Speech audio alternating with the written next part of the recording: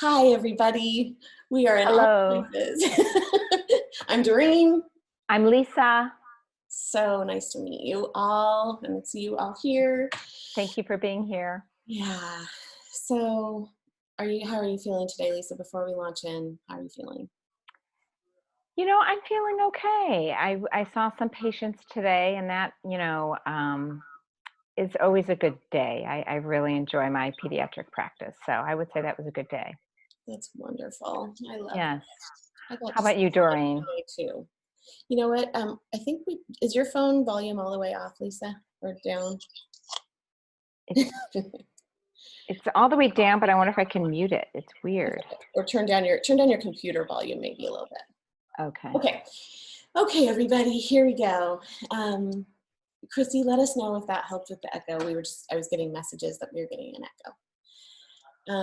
If you do have questions and you want to toss them into the chat, while Lisa is talking in a little bit, I will keep tabs on that. And then when I am talking, I'll do my best to go back and forth. I just met with a university today, and it was very hard for me to read the questions while I was speaking, but I'll do my best. I just want to thank you for being here, because the fact that you're here means that you really want to have accurate information. You want to use that well, and you want to spread calm more than you want to spread kind of disinformation or panic. And as Lisa and I were preparing for tonight, which I am a psychologist, Lisa is a pediatrician, a physician, Hi. also a candidate for House District 36 in Portland, running for the House. And I Thank you. love that you're bringing your important wisdom medically and just as a mom and as a daughter and as a human and a friend, to want to bring that to create change in our state and our country.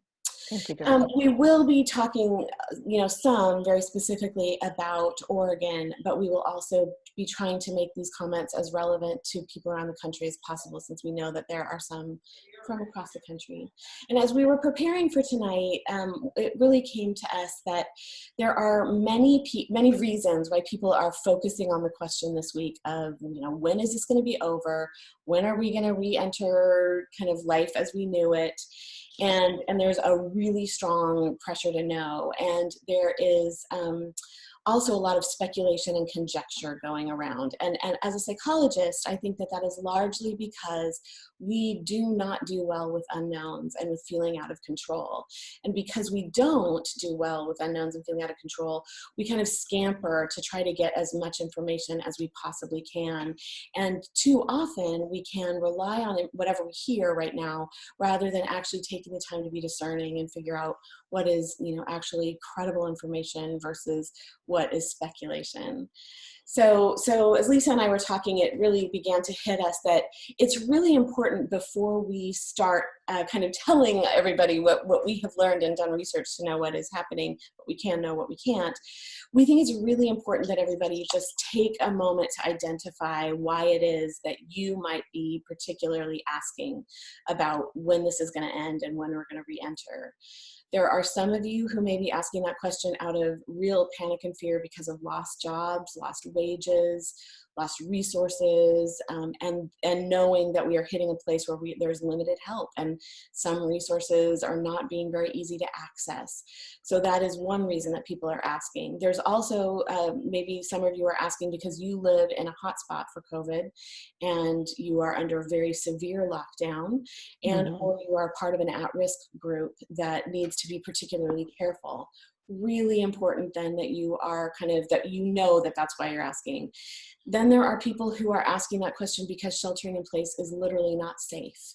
This would be in a home where there's family or partner or domestic or parent abuse.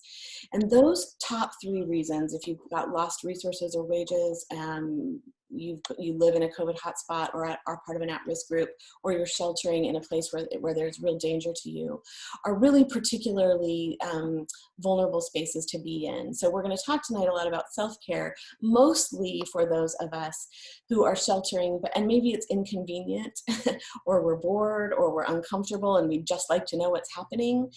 you know, some just general self-care will work in situations like that. But if you're one of those other three groups, you may want to reach out to Lisa and me in one of these platforms to get some additional resources, and we just want to own that.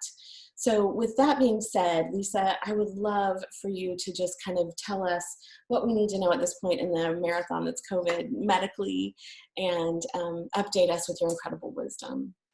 Great. Thank you. Thank you, Doreen, for having me. And thank you all for being here. I'm really trying to make this volume be 0. Anyway, I'm very grateful to be here and to have this opportunity and share what I've been thinking and reading and all that. I obviously know Oregon best, but there is some, there's obviously some overlap with what's happening in other parts of the country. And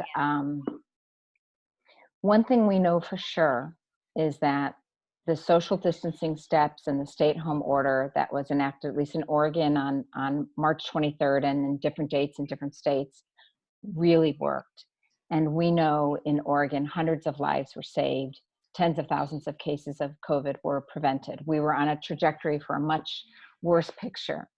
And while every life lost, which I think we're up to 70 some right now in Oregon, is tragic and heartbreaking, we know that those numbers could have been a lot higher. So bravo to all of you doing the work of staying home, of staying out of stores as best you can, of delaying things that you really want to be doing, because we have saved an amazing number of lives and prevented a lot of really brutal illness. It's a terrible disease for people who get sick with it.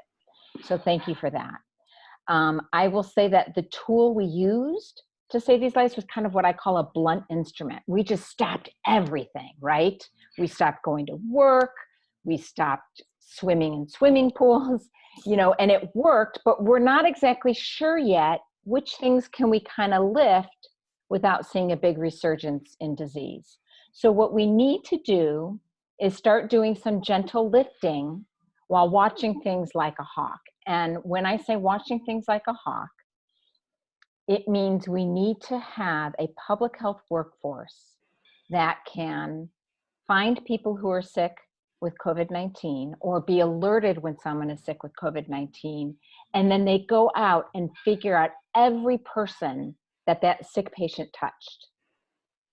And then we need to quarantine those people that sick person touched. And by touched, it may not be actually touched. It may be sat next to each other. We're not supposed to be doing that, but certainly sat next to each other at the dining room table if it's a family member. And so this is, we call it kind of shoe leather public health, even though a lot of this will be done over the phone and on Zoom. And what it's going to really take is that we're tracking every case of COVID and tracing all the contacts of that patient. And then we have to isolate the sick person. So the technical term is we isolate a sick person and we quarantine the well people who are at risk of becoming sick. And by quarantining, it's probably not the bedroom down the hall. We have to think about creative ways, about other spaces people can go to. This is a huge Herculean effort. And as I always say, we can do hard things, but it is necessary if we want to think about easing up on the restrictions. And there's plans in place in Oregon. I've heard they're close to hiring 600 public health workers to help do this. And then we'll be able to figure out where there's little hot spots and react to those hot spots locally as opposed to shutting down the state again. That is the plan, and that is the hope. And we have have had a lot of success in similar measures in the past. So things are going to look different, but I think we're going to be able to do some easing. However, if you are a high-risk person over the age of 60, hypertension, heart disease, diabetes, immunosuppressed from medication or from illness, you are still going to need to be fairly isolated, socially distant, or what we're calling physically distant, because we know that the virus is still out there. So there's definitely a middle ground coming up. In Oregon, we're talking about as soon as May, probably mid-May. So that's our hope, and I'm optimistic. But I'll be honest. A lot has to click and get into place before that happens. Does that make sense to folks? So what does that mean, Lisa? What does that mean for the typical person who has been very careful about washing their hands, wearing a mask in public, has not been in public other than, for very short trips to the store or whatever? What does that mean, that they will be able to go back to work and go to theaters and, tell us about Right, right. So I think this first step will be more like easing up on things such as restaurants. This is what Governor Brown of Oregon has proposed, that are there some opportunities where we can open restaurants with social distancing? And she lists taverns. I mean, I'm not sure these would always have been my first choices, although I so desperately want to eat in a restaurant, and I probably won't though for a while. So there'll be certain businesses or classes of businesses that open, and then we see how it goes. So restaurants and taverns are among the first ones. I think grocery stores have always been open, so those will be open, and we're still going to try to do those 6 feet distancing. And then we'll see how, and then we'll see that. And then if that goes well, we don't see a huge uptick in cases or deaths, we will move on to phase 2, which could be some youth activities if it's at an age where kids can be socially distant. There's been some thoughts about some gyms. I make a face because it makes me a little nervous because we've all readjusted to this new normal. My son Jack said he was watching a documentary, the Michael Jordan documentary that just came out. He's like, and there were all these people crowded into the locker room with the champagne bottles. And I was like, oh, yeah. So it's hard for me to even think this, but yes, that's the path we're on. Is these every 2 to 3 weeks? If we do well, every 2 to 3 weeks, which is a cycle of contagiousness, we can lift restrictions and see how it goes. As I've been saying, I think we're still a long ways off from what I call full opening, which would be a Timbers game, where you are sitting, cheek to jowl with people you've never met, or, a Trailblazers game, or a crowded church, or a crowded theater. I think that's going to take a better herd immunity, sufficient herd immunity, which is through having been sick or having been vaccinated. But there's a lot of steps in between, and I'm feeling more optimistic that there's a plan in place and a system being assembled so that we can do those things. Okay, so I have a question that came in on Instagram, and we are still having some echo problems.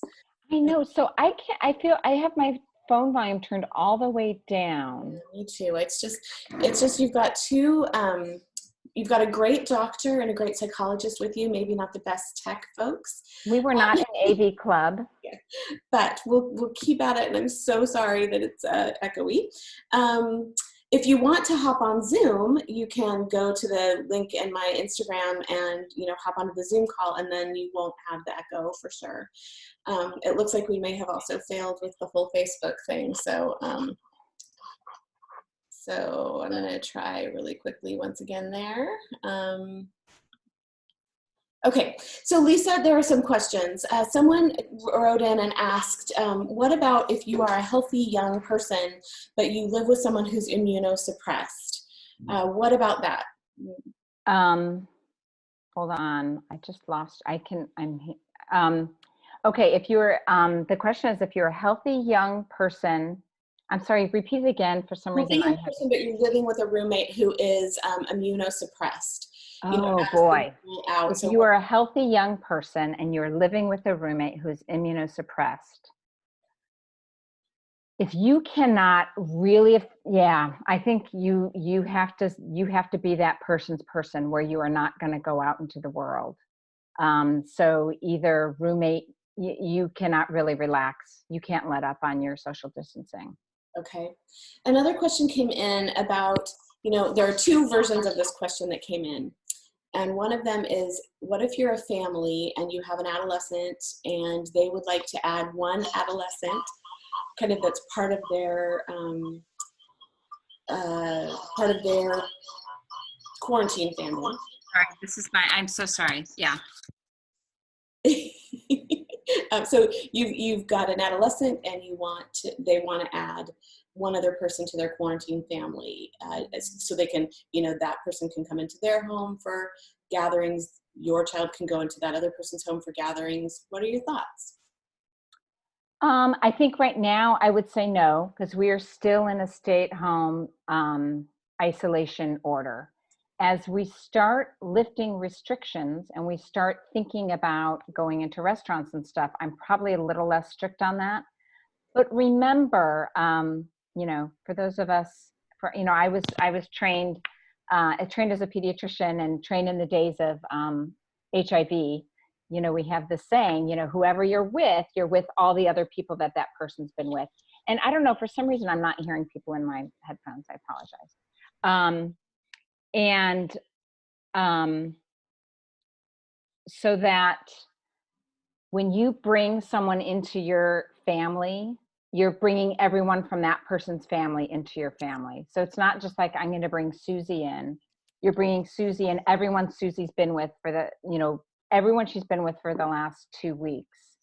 And if one of those people gets sick, then it's 8 people that get sick instead of 4 people who get sick. And when you multiply that out over time, like after 10 rounds, it's like a 50,000 patient difference. I mean, it's exponential. So I would be really wary of doing that, certainly now, and even going forward, because we're still recommending social distancing as much as possible. Okay. I would really try to have your interaction with your peers to try to be 6 feet apart. Okay. All right. And what about if you are, a single person and you have another single friend who has been really seriously quarantining, is it okay for the 2 of you to now?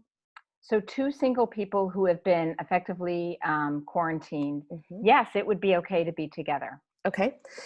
How about sleep schedules, especially, they're kind of disrupted for everybody right now. What are your thoughts on that? Tell me about it. I do think, and Doreen and I have talked about this together before this call. Certainly as a pediatrician, I talk a lot to adolescents about, boy, we sure wish that high school started at 10 a.m. and you could do your night owl thing, which is really what your normal circadian rhythm is, and wake up at 9:30 in the morning, and be in class by 10. You would probably learn better and do better and be more alert. So I think that would be something to consider during this time, that maybe we can shift our schedule a little bit different from when we were actually in-person school. But I don't think it's a good idea to stay up till 2 in the morning and then get up at noon. I think we need to have a bit of routine with maybe an agreement on how much that shift is. Okay, and I also want to add to that, I don't know if you've been hearing this, but a lot of folks that, I'm just answering some questions, a lot of folks have also been talking about having really bad dreams, and this is adults, like very disturbing dreams, and if you look at them, they are pretty not shocking to this time, feeling trapped or can't get out.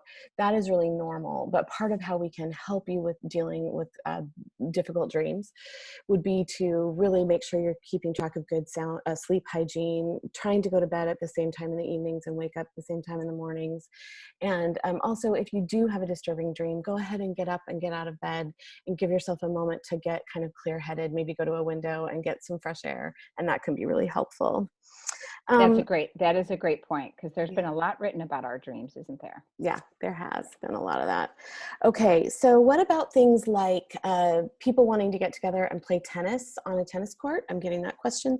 Another question is, what about the kind of get-togethers people are talking about where they're backing their cars up and then, opening the back of the trunk? And so how do you feel about that, about Frisbee, tennis, badminton, and car gatherings? So again, everything needs to be socially distanced, 6 feet apart. I know there was some concern about if you're playing tennis and you're both touching the ball. There really has not been, I want you to all be really careful, but we know the biggest risk to us is being around other people who are coughing, sneezing, breathing the virus. So yes, the virus could be on your hand. You could touch the tennis ball. Your friend could touch the tennis ball.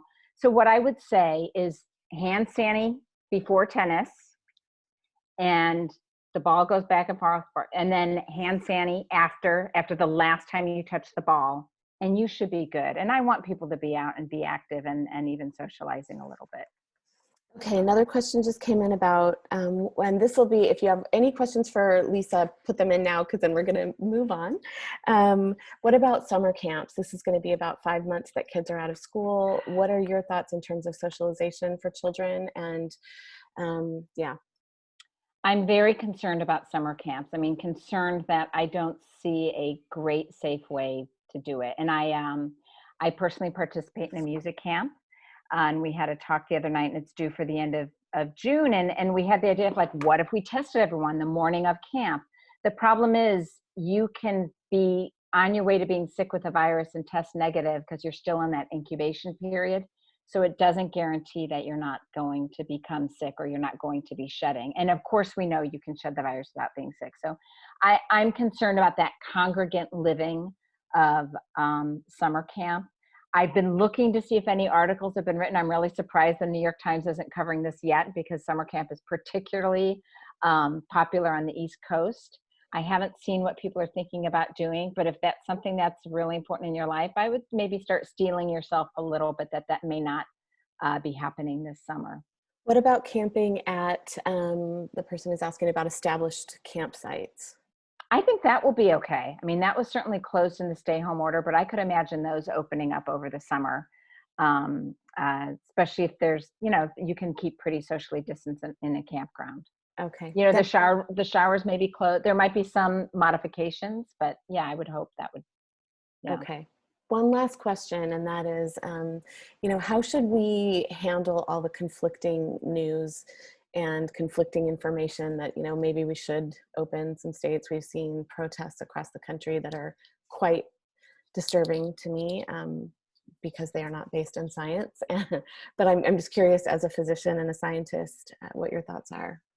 Yeah, I would really say listen to the science. We know in Oregon, I'm definitely applauding how well we've done here, but it's almost unconscionable how many people we've lost in nursing homes. I think over half our deaths in Oregon are in nursing homes and assisted living facilities. So, and that we saw a mile away, and it's hard to do. It needed probably more PPE than those staff had, but we could have probably prevented some of those deaths. I don't like saying that, especially if you're someone who lost someone in a nursing home. I have a brother in a nursing home, and I live in fear of that. And so we know that social distancing, until we understand more about where virus is in a community, is very important. And that's what the science shows. But I mean, I will say, like I said, we took a very blunt instrument to this. And now we're having to figure out what we can lift and what was most important. And we all joke that if we do a good job, everyone's going to say we overreacted, and that's absolutely what we're seeing, and it's too bad. So Lisa, there is one more question that I think is really important, and I'm just going to read it because I think it's a really important one. It's my understanding that we really need testing and contact tracing before it's truly safe to open things up again. How can we feel comfortable opening up without this in place? Oh, it absolutely has to. No, it absolutely has to be in place. Okay. I 100% agree. And my understanding in Oregon is that we are gearing up to do just that. Okay. But we have to, I think we all have to be convinced and shown that that's what we have in place. Absolutely, I agree. Okay. All right.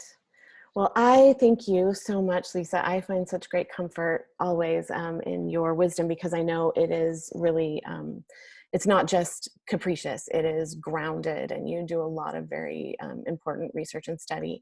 For those of you on the Zoom call, I've attached a handout that has everything that I've talked about, and also a link to Lisa's website that she updates nearly daily, I think, with the COVID thing. So please check that. If you're on Instagram, maybe shoot me a message, or send me a direct message, or if you have my email me, and I can get the handout to you. I want to then come in and just talk about how do we live with this? How do we, as you're talking, Lisa, about steeling ourselves against even more disappointment and loss, and we are facing a lot of that. How do we deal with that? And so the first thing that I want you to think about is when you are trying to decide, do do I add some kind of activity, or do I push it a little bit and do a 6 foot apart gathering with somebody, but I'm not positive that they have, really been sheltering. It's important to think about, is your mental health really actually at risk? Do you actually need some, being outside and a change of pace? Because our mental health is very important. We are not meant to handle prolonged stress and prolonged isolation in the way that we are doing it right now.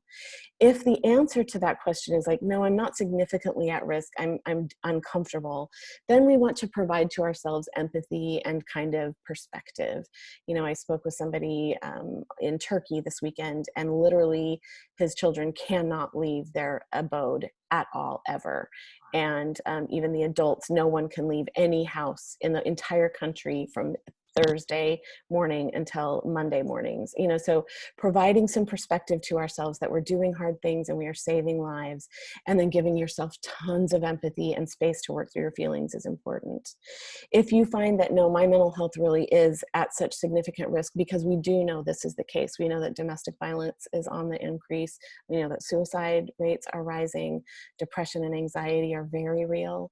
If you do find that you just cannot shelter and you need to either be in contact with someone else, which I'm going to give you a lot of ideas in a few moments, we really want you to privilege physical safety first, making sure you are remembering to wash your hands, to change your clothes, to shower, to wear a mask, to think about, are you entering a place where there are people at risk or who have been particularly exposed? Those are really important things to think about. And then the second thing I want to encourage you to do before you take any of those steps is to really tend to your self-soothing and calming skills. This is the number one thing that is going to help you live through all the unknowns without becoming seriously at risk of self-harm or of, just really not being able to tolerate this well. So we specifically want you to think about creating something like a calming corner in your house. Even if your dwelling is tiny and you're sheltering with others, maybe, I'm not joking, maybe that is the bathtub in your bathroom with a blanket and a pillow that you just can go and close the door and be alone for a few minutes. But we want places where whoever you are with can get away and come back to center. We really want to encourage you to learn some breathing techniques, because breathing is the number one way of calming anxiety. It's also really important for helping our bodies come back to a regulated state. We also want to encourage you, I really want to encourage you to start thinking about touch. This is one of the things that I'm hearing in almost every interview I'm doing, in many of the sessions I'm doing, and then from my friends. We are physical, sensual animals, and we need touch. And right now, especially if you are sheltering alone, you are very likely very touch deprived. And so this is a really serious health issue. So I want to encourage you, and this may sound silly, but I do want to encourage you to think about touch in terms of how can you apply some form of self-touch that are really helpful. Hand massage, doing some acupressure, actually making sure that you have access to lots of different textures. I have plants in my house. Maybe you get a rosemary plant that you can, rub in your hands and you can smell it. Making sure that you kind of, use different textures like some satiny things as well as some fuzzy things on your skin. In terms of, for people in social isolation, oftentimes we will, as mental health providers, talk about finding ways of literally giving yourself self-hugs, things that you can literally kind of feel. So wrapping your arms around yourself, or taking a blanket and literally wrapping it around yourself and holding it quite tight and trying, maybe even simulating that sense of rocking. These things are so important. And one thing I have spent this week trying to figure out if there was any way that I could find that people could actually get some touch and have it not be a risk for people right now. And the only way I've come up with is giving blood. But I will tell you, I went and gave blood last week, and there is a lot of touch involved with that, and it's safe. You also are giving to the community. And so that is one way that you can maybe get some of those touch needs met, because I just want to affirm how serious that is. And especially if you are alone. However, if you're also sheltering with others and you're sheltering with someone who is a high touch need person, and you are not so much a toucher, I am not so much a hugger, my husband is very much a touch person, it's really part of getting through this together is making sure that we can suspend our own preferences in deference to those that we're with. This is a really big need for people right now. Okay.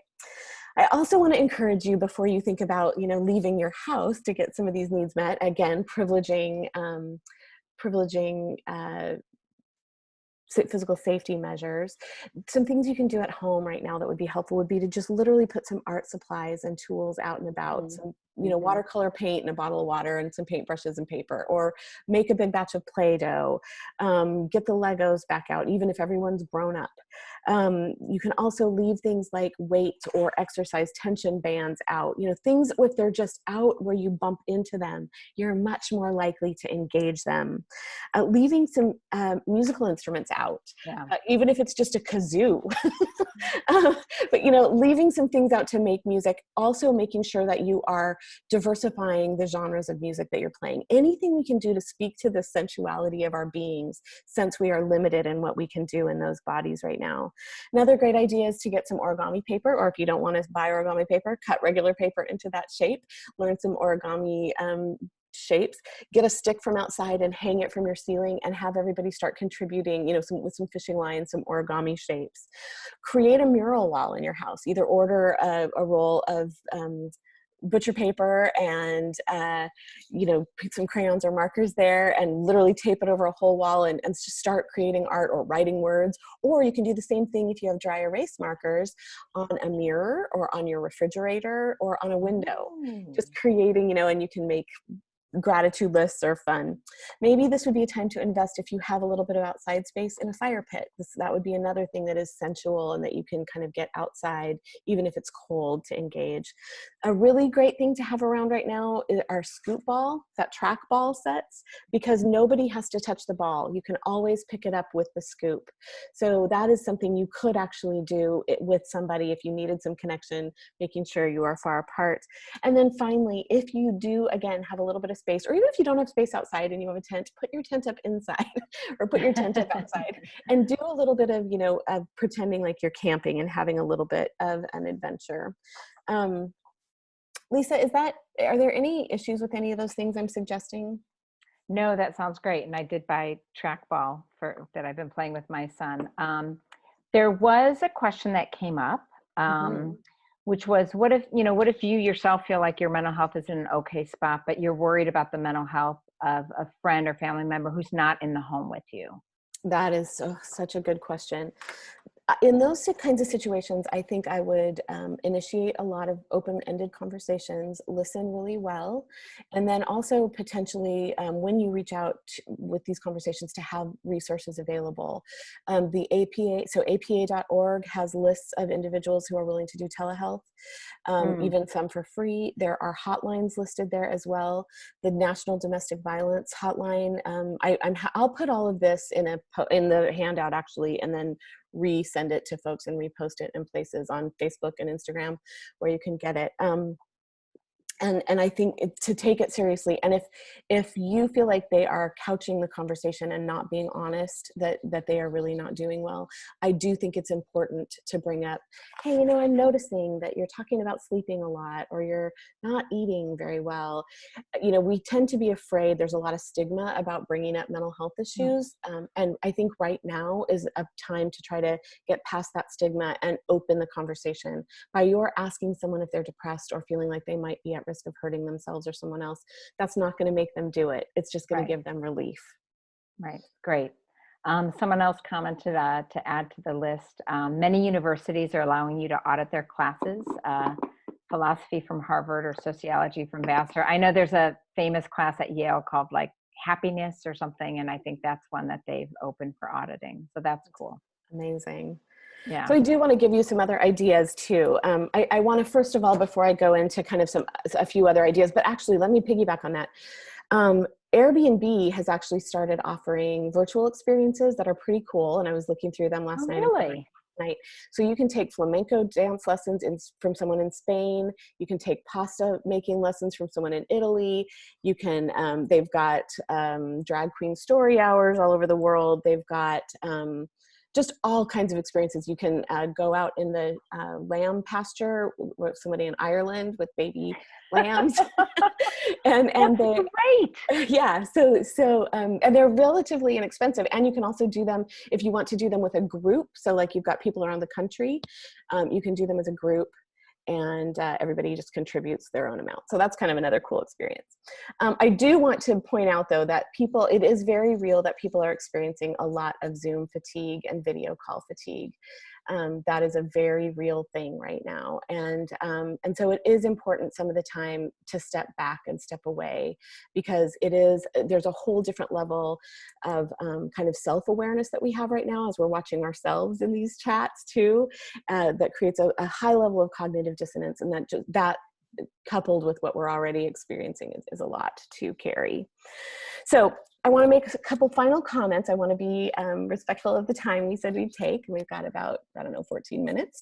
So I want to talk just for a couple of minutes about families, and then we're going to actually end with kind of a grounding meditative experience so that you can have some practice actually breathing for stress and breathing for prolonged stress. So the thing I want to say about families is, if you have young people in your life, they don't have to be related to you by blood, they might be chosen family or someone, do whatever you can to step up in their lives right now. Children and adolescents are particularly in need of peer connection, and they are not always able to cognitively understand the importance of this. And we don't want to drive it home too much, because they don't need to carry the weight of the burden of the fear of this. So if you have those folks in your life and can reach out to them with a phone call or a video, or I would actually even encourage you to literally, there are instructions on the US Postal Service website for how to mail a banana or a coconut without wrapping it. Like, do those things for the young people in your life to give them some zip, and to also give them a reason to be attached to you. Because more than ever, young people need people other than their parents that they know they can go to if they're feeling stressed. They don't have their teachers in the same way, they don't have their peers. It is crucial that we become those people. Invite them to a cheese making class on Airbnb or whatever, but really I encourage you to step up. Then second of all, some specific ideas for families, because I'm getting a lot of questions about that. You've got families with lots of different age groups all in one place for a prolonged period of time. Let the children take a lead on a family, like a family night. So maybe it's Tuesday night every week, and each person from the family is responsible for a different week. My parents did that with us, and I vividly remember doing a night of hair and makeup where I did my dad and my brother's hair and makeup and my mom's makeup. So whatever it is, but doing the things that they like to do and inviting others into it. Maybe it's somebody makes a paper airplane contest where you see how far everybody's paper airplane can fly, or you do a bubble blowing contest with bubble gum. So those kinds of things can be helpful. Rotate planning meals. Like, maybe each person has a different night that they make dinner, or the kids each get to be in charge of what that you order for takeout one week. I would also encourage you to consider listening as a family activity. It doesn't always have to be watching a screen. It could be an old time radio show. It could be a podcast, but something where you are actually tending to your auditory more than the visual. And that kind of creates more of a sense of community and shared imagination. You can use your windows of your house or your apartment to create messages for your neighbors. One of my extra sets of kids is creating a rainbow out of tissue paper right now, tissue paper hearts, that covers their whole front windows. You can write signs like, what's your favorite food? And then leave a little basket of sidewalk chalk out on the sidewalk. Anything that gets, interaction going, making messages on the street even for them. Creating as a family a cause that you want to either contribute to or volunteer for. There are lots of places that are needing volunteers right now. Online learning, people are needing tutors like never before. And that's something that older children can sometimes do. Read aloud buddies. There are many volunteer opportunities. And if you can't find something and you really want something, reach out to one of us and we'll brainstorm with you. Yeah. I also want to encourage you to think about May Day. May Day is in just a couple of weeks, and that would be a perfect opportunity for you to create homemade art or little cones out of construction paper and stuff little, clippings from your trees or whatever, and leave them on your neighbors' porches on May Day and run away. This would be the perfect year to try to reinforce that. And then if you're going to use technology, I want to encourage you to use it to create. Anytime, right now we are consuming high levels of technology, and this is one of the biggest issues for families. I'm encouraging families to create tech zone times. So like we all can game or use our tech between 3 and 6 p.m. And other than that, we're, either using it to learn or we're not using it or whatever, rather than trying to keep track of how many hours a day. But if you are using a lot, it's always better for us to create with technology than to just passively consume. So if you find that your family is watching 3 hours of TikTok, probably not a great idea. And we know that those kinds of use are actually correlated. So even before pandemic, we knew that high levels of social media use, which in the research is 30 minutes, which we know we use it much more than that, is actually can cause depression and anxiety and high levels of agitation. So if that was the case before, now we know that it's especially the case now. So we want to just really be thoughtful of ways, instead of, like I said, consuming 3 hours of TikTok, maybe as a family you make a TikTok, or maybe you make a YouTube channel that you share with other families and people pipe in. But that those can be helpful ways of kind of converting your tech use. So any questions or comments before we move on? Lisa, are there any comments I need to? I think this is kind of things we've talked about. Someone wrote that a family that's having a hard time keeping the 18-year-old home. And I know that's something I've had to talk to my own kids about quite a bit. I have a 19 and 21-year-old, and how we do that. And maybe, I mean, my thought on that is if that 18-year-old is going out and socializing, we may need to have that be supervised a little bit to make sure social distancing is being honored. Because again, this is kind of the life-saving stuff that we're all kind of committed to right now. Any thoughts on that, Doreen? I think this is one of those really hard spaces where we have to balance cost versus benefit. Right. And mental health versus, well, it just really can't be physical health. It can't be mental versus physical health. Right. Because right now it's ours to give to people. And that's what we have to be aware of, is that we are, and I think the invincibility of adolescence, it's really hard for them to understand that. Right. Yeah. And I think the situation might be different if you were also had, elderly grandpa in your home, Right. Yeah. So that's where I have encouraged a couple different family groups to do the backing the car together, social gathering, 6 feet apart, back of the car, all big circle. And the parents can go sit in a circle by themselves in another part of a parking lot. Do this in an abandoned parking lot, or an office building parking lot on the weekend. They can go sit in their own circle, and the adolescents can sit in the cars where they're not as likely to move those chairs. But anything like that can give them some autonomy, but also is, aware of social distancing, can be important. Yes. I thank you. And then Lisa, do you want to make any closing comments before I do a little meditation with us? I mean, I think just what Doreen's been saying. I mean, we will get through this. We can get through this. We can do hard things. I think, when we stop and think about how much we've changed, and even just how much tenderness we're all showing to each other, whether it's in the grocery store, whenever I go to the hospital to see babies, just everyone's so tender and kind to each other. And let's hope that part really, that sustains out of this. But I'm really grateful that we came together as a world to do what we had to do to save lives. It's very, very moving. And now we'll figure out how to move forward safely. And I'm very moved and optimistic about that. Yeah. And I think that the thing I would want to say in closing is that good enough is good enough right now, that we are carrying a huge weight and it is really difficult. And so to give ourselves lots of extra grace and care, as well as the people that we interact with and the people that are within our quarantining circles, that this is probably not a time, that we are going to excel at everything. I've been saying, we're all in a marathon, not a sprint, and none of us trained for it. And it has a constantly moving finish line. And so given that, to just be very gracious and to also just really understand that good enough is good and it is enough. So we aren't going to be the perfect teacher for our children. We aren't going to be the perfect partner for our partners, but trying hard in the ways we can. So if you're on your screen and you don't want to be in this part, you can mute your video if you want. I hope some of you will stay with us. We're going to do a very short exercise of just thinking about how we can actually kind of make physical our sense of fear when we are in the unknown, and then try to release it. Because I think that's what's happening when we are in the fear of the unknown. We get very tense, and then we either start acting out of that, or we can begin to think about letting that go, because we will get through this, applying empathy and perspective. So first of all, we're going to do what we always do. If you feel comfortable closing your eyes or softening your gaze, we're just going to inhale through the nose, taking breath in, so smelling the roses, and then blowing out the candles through the mouth. Again, inhaling through the nose and exhaling out through the mouth.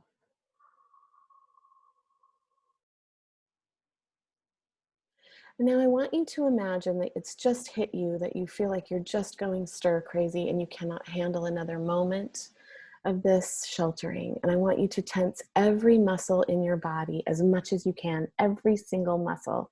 Tense your face, your shoulders, your hands, clench your fists, point your toes. And then very slowly realize, we will get through this. This isn't forever. And begin from the top of your head all the way down to release that tension. Imagining yourself melting, slowly releasing the tension. Try to literally envision yourself melting so that there is, the water that was the tense ice cube that was you is melting into the earth, where you can be solid, where you are grounded. Inhaling in through the nose, exhaling out through the mouth.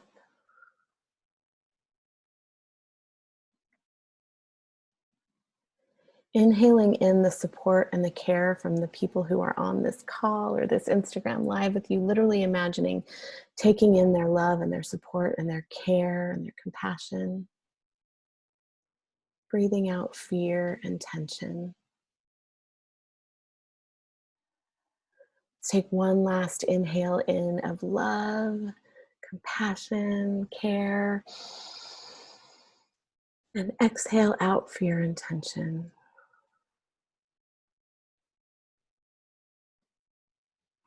And then maybe bring your attention back and let us look you in the eyes and tell you that you are incredible and you are beloved, and we need exactly who you are to get through this time. So send all that love and care and kind of ease with the unknown, because we will get through this, to each other, and find ways of supporting each other. If you want the handout or the notes from tonight or Lisa's website, go ahead and direct message me and I will make sure and get that to you by the end of the evening. Thank you all.